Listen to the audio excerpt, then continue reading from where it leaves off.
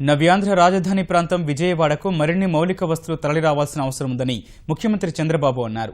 ప్రజాశక్తి నగర్లో super speciality దంత వైద్యశాలను ప్రారంభించిన ఆయన విజయవాడలో భూములు, భవనాల అద్దె ధరలు విపరీతంగా పెంచేశారని ఆందోళన వ్యక్తం చేశారు.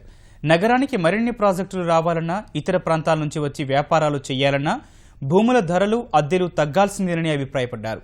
విజయవాడకు ఇప్పుడిప్పుడే విద్య, వైద్య సంస్థలు, పరిశ్రమల రాక ప్రారంభమైందన్న బాబు ఆర్థిక లోటు భర్తీ సహా విభజన చట్టంలో పేర్కొన్న అన్ని అంశాలను కేంద్రం నెరవేర్చాలన్నారు.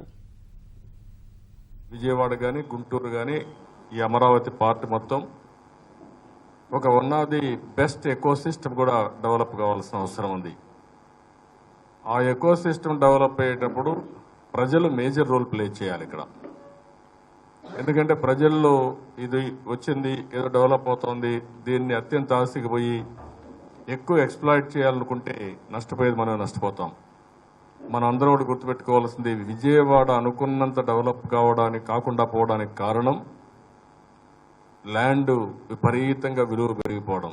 ఆ అవకాశాన్ని పాజిటివ్గా ఉపయోగించుకుంటే బాగా వస్తుంది తప్ప దాన్ని ఇమ్మీడియట్గా అబ్నార్మల్ రెంట్లు పెంచేస్తే ఇది బాంబే కంటే, హైదరాబాద్ కంటే ఎక్కువ ఉంది అనే పరిస్థితికి వచ్చారు. అప్పుడే అలాంటి లేకుండా ప్రతి ఒక్కరు కూడా పాజిటివ్గా ఆలోచించి ప్రతి ఒక్కరూ సహకరించాలి.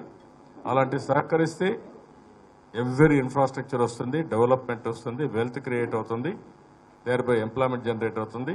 అవసరమైతే మీరు త్యాగం చేసుకొని తగ్గించి భవిష్యత్తు కోసం నాంది పలకాలి తప్ప ఎక్కడ కూడా పెంచడానికి వీల్లేదు. అది ఆలోచించాల్సి కోరుకుంటూ మరొకసారి ముగ్గురు డాక్టర్స్ మనస్ఫూర్తిగా అభినందిస్తున్నాం. One of the best infrastructure they have created.